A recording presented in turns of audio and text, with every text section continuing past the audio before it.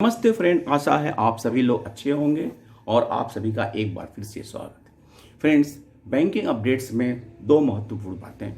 Central Bank of India acquires 24.91% stake in Future Generali India insurance for up to ₹451 crore.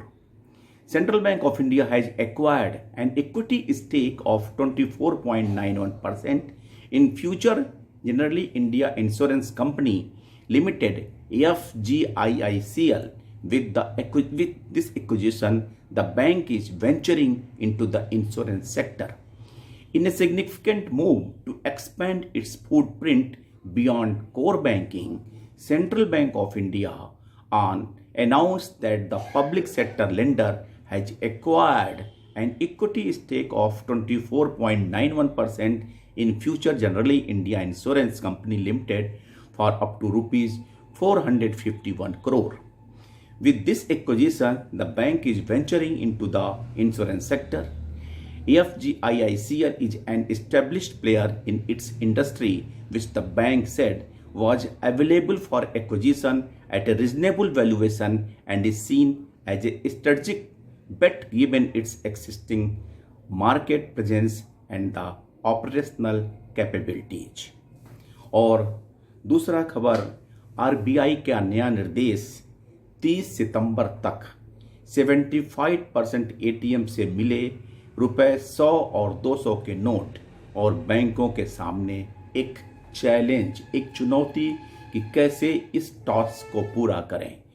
भारतीय reserve bank ने 30 सितंबर 2025 तक 75% ATM के जरिए ₹100 और ₹200 के बैंक नोटों की नियमित पर्याप्त आपूर्ति सुनिश्चित करने का निर्देश दिया है, मगर बैंकों और नकद और फंड मैनेजमेंट कंपनीज के लिए एक चैलेंज बनकर उभरा है। सामान्य लेन देन में एक चैलेंज है। भारतीय रिजर्व बैंक ने 30 सितंबर तक 2025 तक 75% एटीएम मशीन के जरिए 100 और 200 रुपीस के डिस्पेंस करने के लिए निर्देश किया है।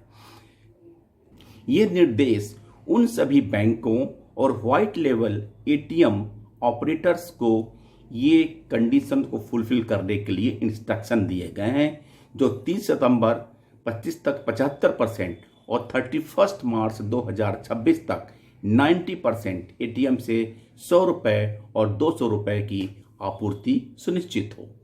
बैंक आमतौर में बैंक के एटीएम्स में जनरली 4 कैसेट्स होते हैं। 4 कैसेट में ₹500 के बैंक नोट भरते हैं ताकि एटीएम को बार बार भरने की जरूरत न रहे। उद्योग प्रतिभागियों ने कहा कि बैंक में स्थिति का जायजा लेने के लिए प्रक्रिया शुरू कर दी है, मगर आपूर्ति किल्लत के मद्देनजर ऐसा लगता है कि सितंबर के समय सीमा को पूरा करना एक चुनौतीपूर्ण कार्य होगा। आरबीआई के आंकड़ों के अनुसार प्रचलन में मौजूद कुल नोटों में ₹500 के नोटों की हिस्सेदारी मार्च 2020 में 25.4% से बढ़कर मार्च 2025 में 40.9% हो गई। इस दौरान ₹200 के नोटों की हिस्सेदारी 4.6% से बढ़कर 5.6% हो गई, मगर ₹100 के नोटों की जो शेयर मार्केट है मार्च 2020 के आखिर में 17.2% से घटकर मार्च 23 के लास्ट में 13.3% रह गई और फिर मार्च 25 तक ये बढ़कर 14.7% हो गई। और ये चैलेंज पूरा करने के लिए बैंकों ने कमर कस लिया है ताकि आरबीआई के निर्देशों का ठीक ढंग से पालन हो सके। थैंक यू फ्रेंड्स, नमस्ते।